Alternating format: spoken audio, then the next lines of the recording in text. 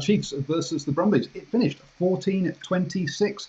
I don't think any of us saw this. This is the first win for a New Zealand side against overseas opposition. So congratulations to the Brumbies. Hi, I'm Paul, the guy behind DrivingMaul, your best place for rugby predictions and opinion. I'm joined by John O'Connor. The guy behind Paul, the guy behind DrivingMaul. Dearie me. My team won today, so I'm happy. So yes, the Sharks won today, so he's happy. We are black. We are white. Now, first half. We are. Zero. Whatever. 0-19 in that first half. The Brumbies came here with a very clear game plan to beat the Chiefs, and that was to basically not let the Chiefs have the ball.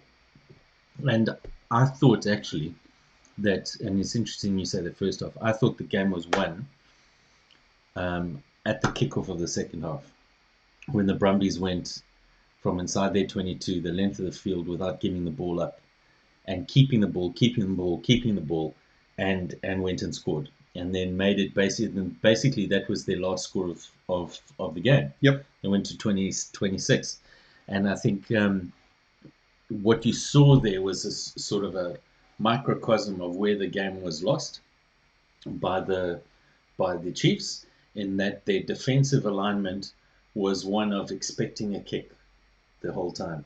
So there wasn't a concerted push on defense, and the Brumbies had, all credit to their coaching staff. It looks like they'd identified a potential mismatch there, and so they just seemed to be in this mindset that the Brumbies all the time were going to kick, and so they were on the back foot defensively from pretty much on the edge of the Brumbies 22 all the way to their 22.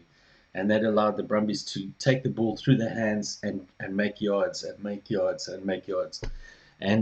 great credit to them. I mean, they even had an attacking line out inside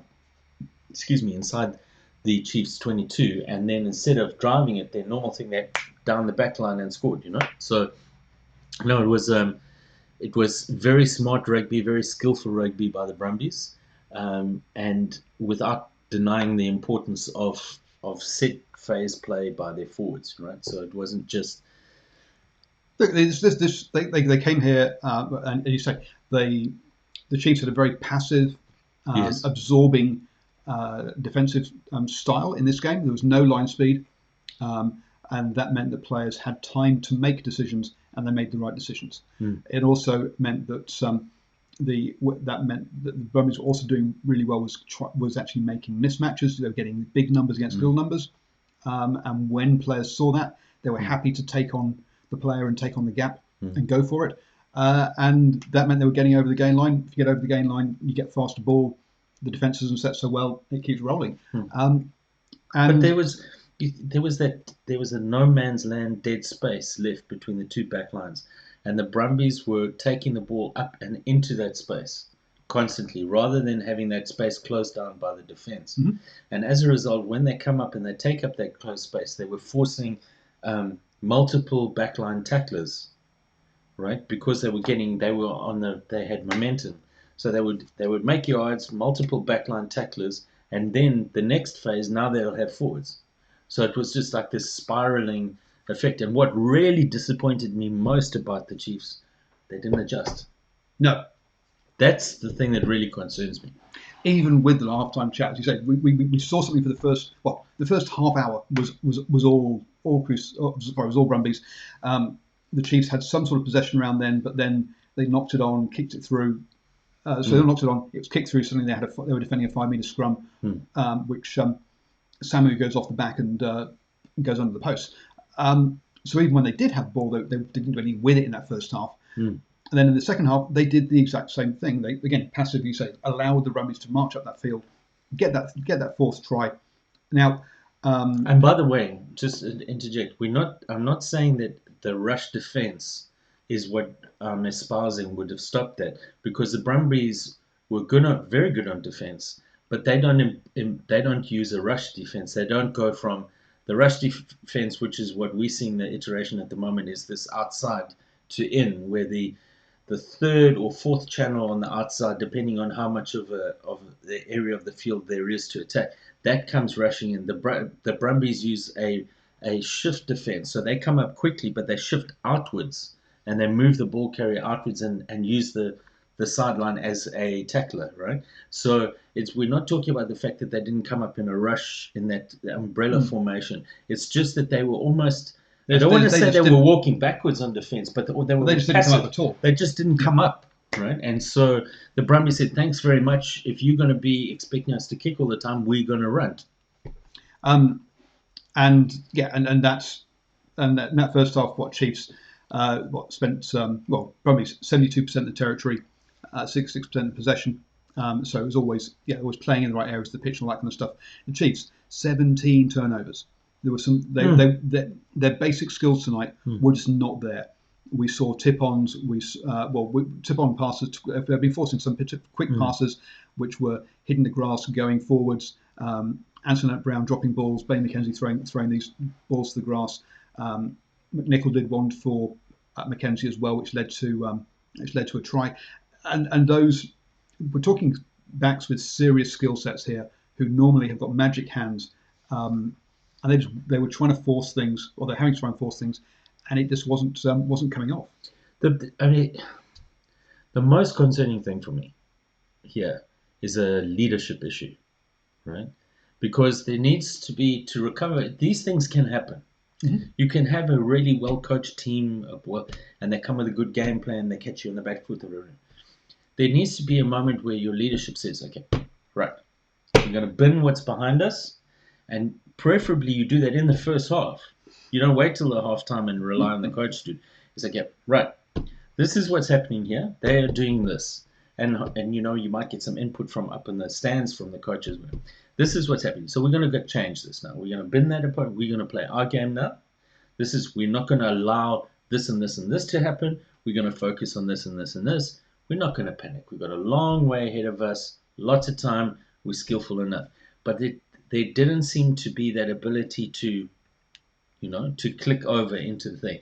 And I think some credit to the Brumbies is they didn't come just with a smart game plan. They do have a good pack. Yeah. Right.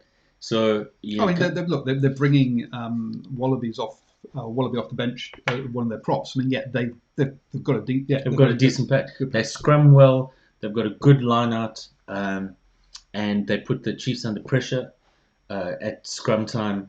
They're known for their rolling wall, so they've got fundamentals. Mm-hmm. So it wasn't just a bunch of smoke, a very clever smoke and mirrors to try and offset their weaknesses. But I'm really impressed with that, with the rugby minds that were behind the Brumbies today. Oh, and one of the things we said coming into this game was, look, the Brumbies don't score anything unless it's off line-out mauls. They actually didn't score a line-out maul try this in any of their 4 tries. Yes. So very clever. So which shows there was very good defense from the Chiefs at least twice that I can think of, but they still managed to stop them. So let's be fair, good defense, but they still had the nous to score 4 tries without using their without using their primary weapon. We'll look at this Chiefs side, we talk about it and go, hey, look, you've got Crude and Antoinette Brown, you've got Nankville, Wainui, actually Stevenson wasn't playing today, but lots of great attacking backs. Where did their 2 tries come from? Off scrums. Scrum, crash up by the 8. I've gone blank as to his name now. Soliko. I've gone blank. And then basically a back off fast ball going over. But both offset piece. We didn't see Dame McKenzie never got the opportunity of gaps to go through and to do counter-attacking that we did. How did the Brumbies stop that? Well, A, don't kick to him. B, have a connected defence. There was none of that. One of the things we saw last night when one of the games was we saw wingers coming in off their line to help out in a tackle, leaving the man left over. None of that by the Brumbies here. No. There's lots of trust between each of the players as well. You pointed out something really good here, and I was thinking of how many kicks.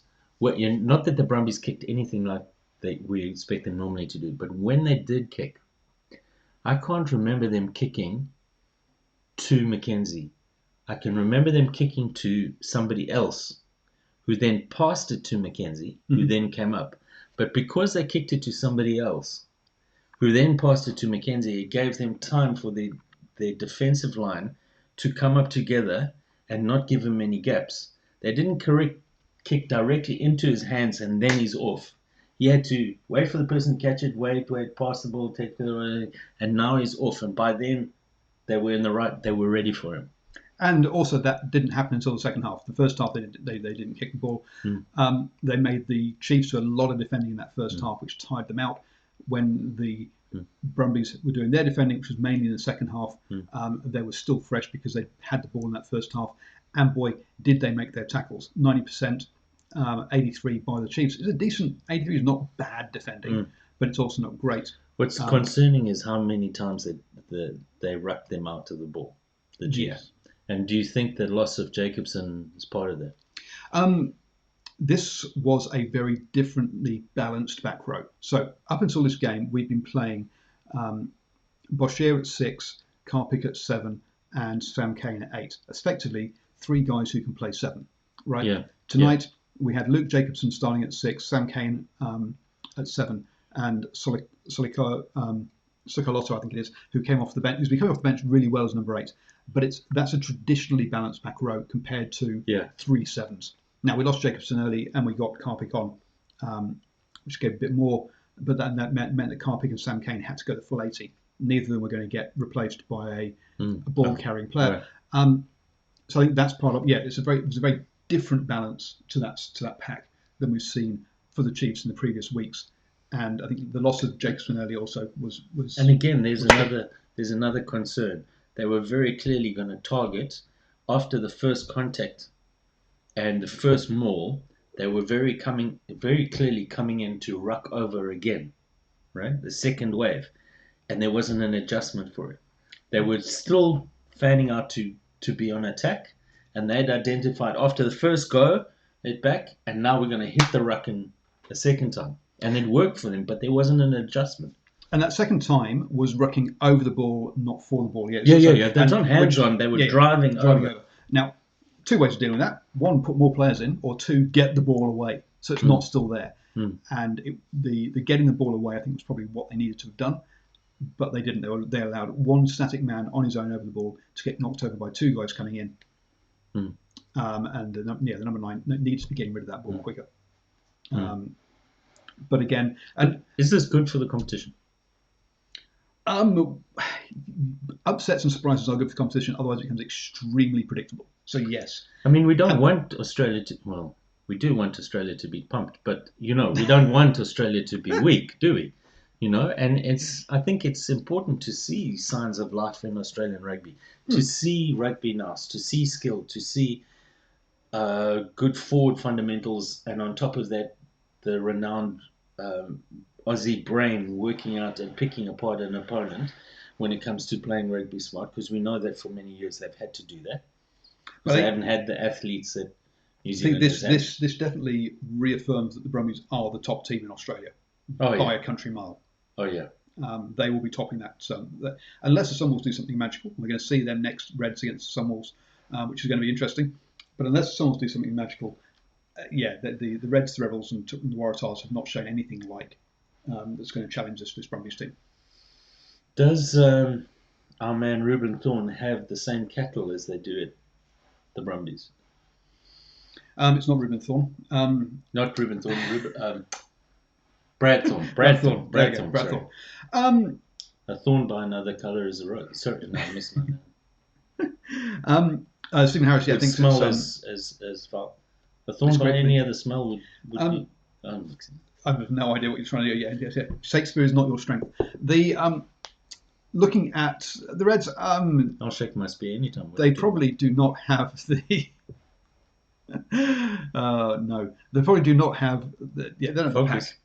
But they and in the loss of Samu Karevi, he was their leader and very much was where they led a lot of their good things.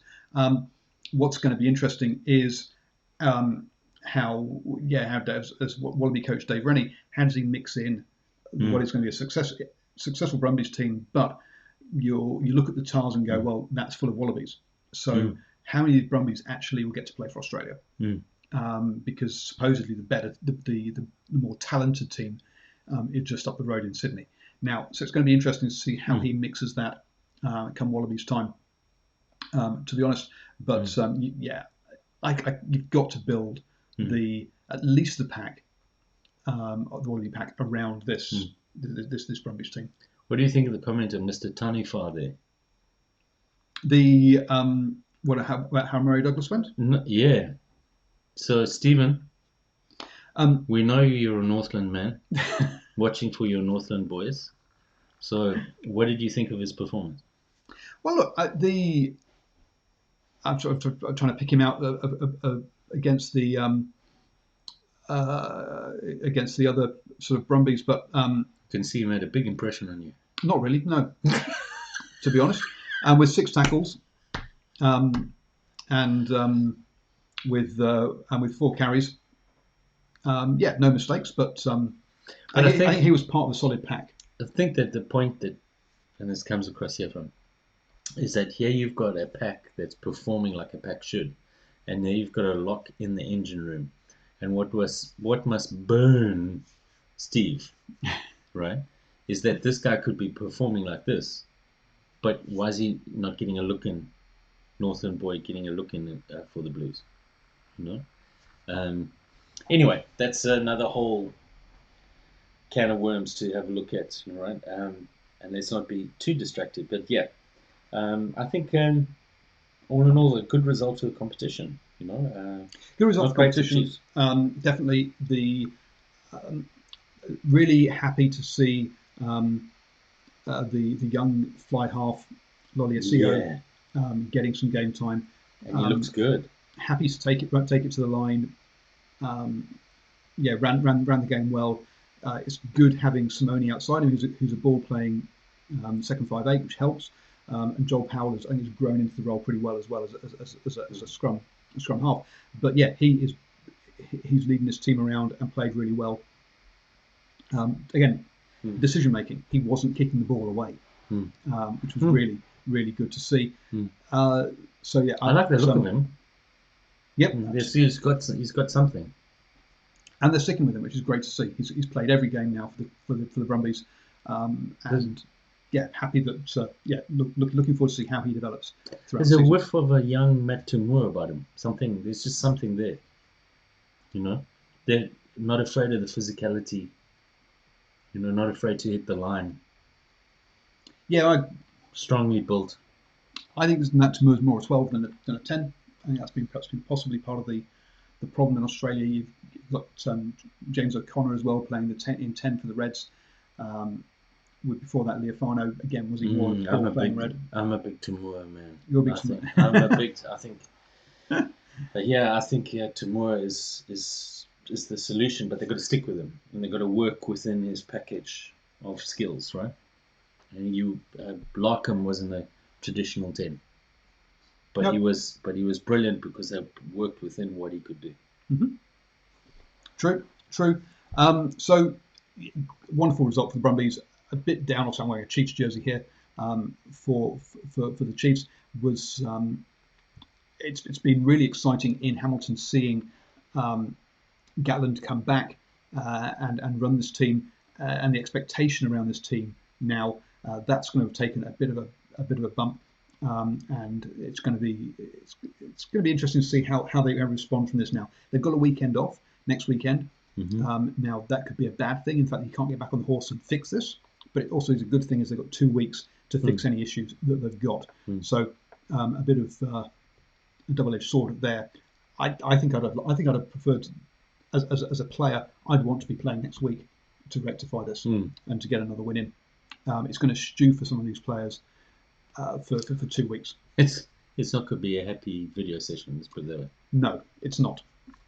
As Sam Kane said, they didn't get off the bench, didn't get off the coach, and there was a lack of intensity, and that at this level is going to lose you games, especially against a team that turns up and plays such a clever plan as the Brumbies did, particularly in the first sort of 50 minutes.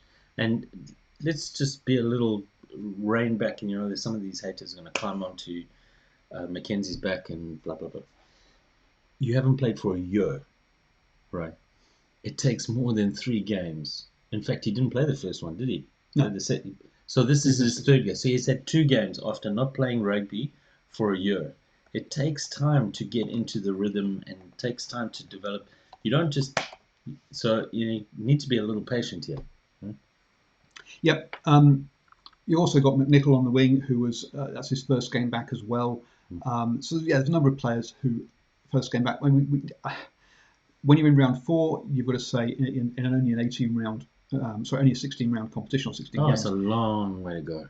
Well, I was going to say you can't be blaming early season rust at this point. No, yeah, You've but I'm saying there's no need to panic. Yeah, I mean they beat the Crusaders. They've had 3 good results. This is a bad one, but the Brumbies actually played really well. Oh, absolutely, yes. Right? It wasn't like some horror show where the worst of 2 bad sides. No, yeah. Whatever, you know what I'm saying. The Brumbies won this game rather than the Chiefs lost. No, smart rather than less gratuitous. So yes. So Gavin, you can get back at that. You can get back at that cocky Chiefs fan who ripped into you, saying it's a marathon, not a sprint. But the Brumbies looking good to top that Australian conference. We're going to be seeing them come finals time. I think the Chiefs are going to still be there or thereabouts, along with the Crusaders, and then looking at teams like the Stormers, Sharks, and particularly looking good over in South Africa. Jaguars need to do a bit more. So do the Hurricanes, but they're the next sort of crowd after that. Thank you, everybody. Let's go watch Reds versus the Sunwolves. Now, this game, a lot of people will be saying just a look. The Reds should easily win this one against the Sunwolves team. No, this Sunwolves team is playing with a lot of joy, a lot of freedom. Sure, they got beaten by the Chiefs last weekend, but the way they played, particularly against the Rebels in the opening round, has a lot of promise for it. So I'm actually looking forward to this game and think there could be some really interesting rugby to watch. Do you want to answer, Stephen, about the Bulls versus Blues? Okay, the Blues have beaten the Bulls twice this century over in South Africa. So yes, look, they're like hen's teeth. The wins over there. The Bulls have been shorn of their, so much of their talent has gone overseas, or gone to other provinces, or other franchises. On talent, the Blues should win, right?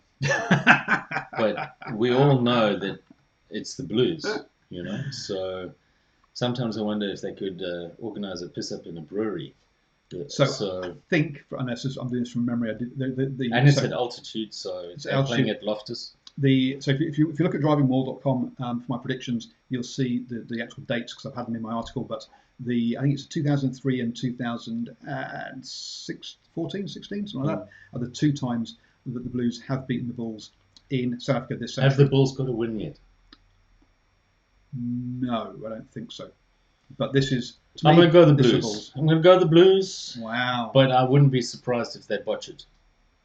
I think they'll be watching it.